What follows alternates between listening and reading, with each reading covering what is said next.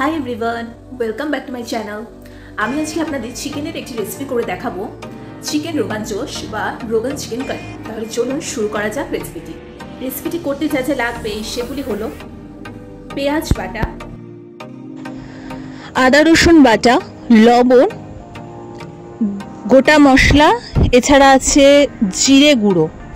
ঠিক আছে, তো তোমাদের সাথে আমি সবটাই শেয়ার করে দিচ্ছি, তোমরা একটু একটু করে দেখতে থাকো। তাছাড়া আছে গোলমরিচের গুঁড়ো, কাশ্মীরি রেড চিলি পাউডার, ধনে গুঁড়ো আছে, গরম মশলা আছে, টক দই আছে, ঘি আছে, সর্ষের তেল আছে। তো চলো রান্নাটা কিন্তু শুরু করা যাক। প্রথমেই কড়াইতে সর্ষের তেলটা দিয়ে দেবো, ভালো করে একটু গরম করব।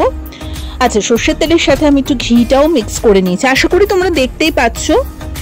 তো যখন গরম হয়ে যাবে তখন ওই গোটা মশলা দেব, তারপরে ফার্স্টে পেঁয়াজ বাটাটা দেব।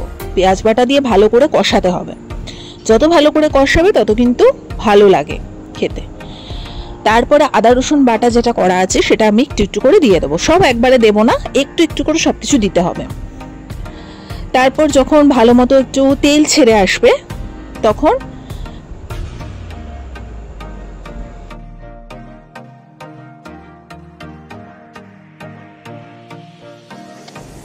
চিকেনগুলোকে আমি দিয়ে দিচ্ছি, দেখতেই পারছো।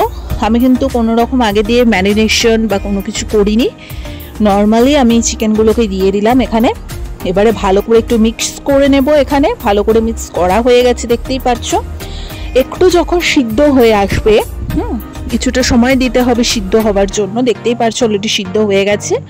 এবারে একে একে কাশ্মীরি রেড চিলি পাউডার, শুকনো লঙ্কার গুঁড়ো, তার সাথে ধনে গুঁড়ো, জিরে গুঁড়ো, স্বাদ মতো লবণ, মানে যা যা মশলা তোমাদেরকে দেখিয়েছি সবকিছু একটু একটু করে কিন্তু দিতে হবে। তো যে যতটা ঝাল পছন্দ করো সেরকম ঝাল এখানে তোমরা দেবে। এছাড়া কাঁচা লঙ্কাও তোমরা দিতে পারো, আমি একটু গোলমরিচের গুঁড়ো এখানে অ্যাড করেছি। তো আবার তোমরা স্বাদের জন্য একটুখানি চিনিও দিতে পারো, অনেকে দেয়। তো যাই হোক, সবটাই সবার স্বাদের ওপর ডিপেন্ড করছে।